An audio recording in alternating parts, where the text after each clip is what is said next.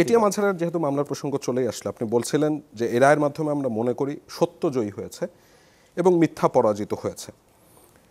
মানে সত্যটা আসলে কি বা মিথ্যাটাই বা কি, এটাই বুঝতে চাচ্ছিলাম যে আদালতে কি সত্যটা কি এটাই যে আদালতে এত বছর পরে তথ্য উপাত্ত বিবেচনা করে সাক্ষী সবুত হাজির করে সন্দেহাতীতভাবে প্রমাণ করা যায়নি, নাকি সত্যটা এটাই যে তিনি আসলে যুদ্ধাপরাধী ছিলেন না এবং সেক্ষেত্রে মিথ্যা হয়ে যায় যে পাকিস্তানের যত ফ্যাক্টস অ্যান্ড ডকুমেন্টস আছে সেখানে তিনি যে বাংলাদেশের বিরুদ্ধে অবস্থান নিয়েছিলেন সেটি মিথ্যা, তার বিরুদ্ধে রংপুরে অত্যাচার নির্যাতন এবং সাধারণ মানুষকে যে খুনের অভিযোগগুলো ছিল সেগুলো মিথ্যা, এবং সেখানে তিনি আলবদর বাহিনীর নাকি শাখারও কমান্ডার ছিলেন, আমি জানি না, আপনি বলতে পারবেন ভালো, সেটিও মিথ্যা।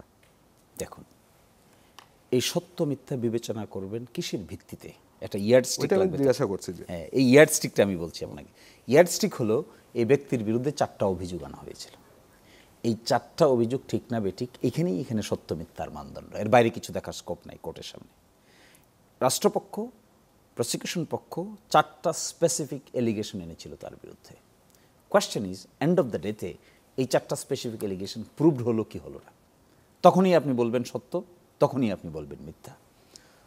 তো এই 4টার মধ্যে কি অভিযোগ? 4টার মধ্যে অভিযোগ হলো ঝাড়োয়ার বিল নামে এক জায়গায় 1200 লোককে হত্যা করা হয়েছে পাকিস্তানি মিলিটারি।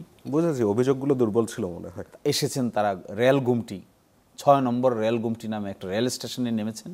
এক লোক 6.5 কিলোমিটার থেকে এটা দেখেছেন এবং 6.5 কিলোমিটার থেকে সাক্ষী এসে বলছেন যে 6.5 কিলোমিটার দূর থেকে তিনি খুব সঠিকভাবে আইডেন্টিফাই করতে পেরেছেন যে এটিএম আজহারুল ইসলাম ওয়াজ দিয়ে অ্যামাংস্ট আদার মিলিটারি পিপল। কোর্টে হাসাহাসি হয়েছে এগুলো।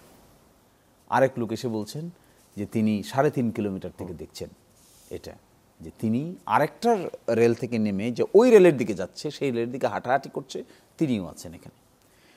আরেকজন ব্যক্তি বলছেন রংপুর কারমাইকেল কলেজে 4 জন ব্যক্তিকে হত্যা করা হয়, তারা রংপুর কারমাইকেল কলেজের শিক্ষক ছিলেন, তাদেরকে আইডেন্টিফাই করা হয়। আইডেন্টিফাই করার ক্ষেত্রে এটিএম আজহারুল ইসলাম সাহেব সহযোগিতা করেছেন।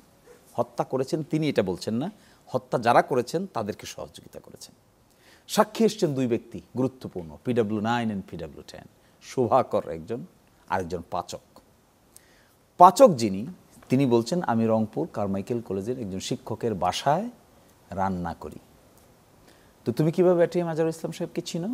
কারণ তিনি রংপুর কারমাইকেল কলেজে ছাত্র সংঘের সঙ্গে জড়িত ছিলেন, এই জন্য আমি তাকে চিনি।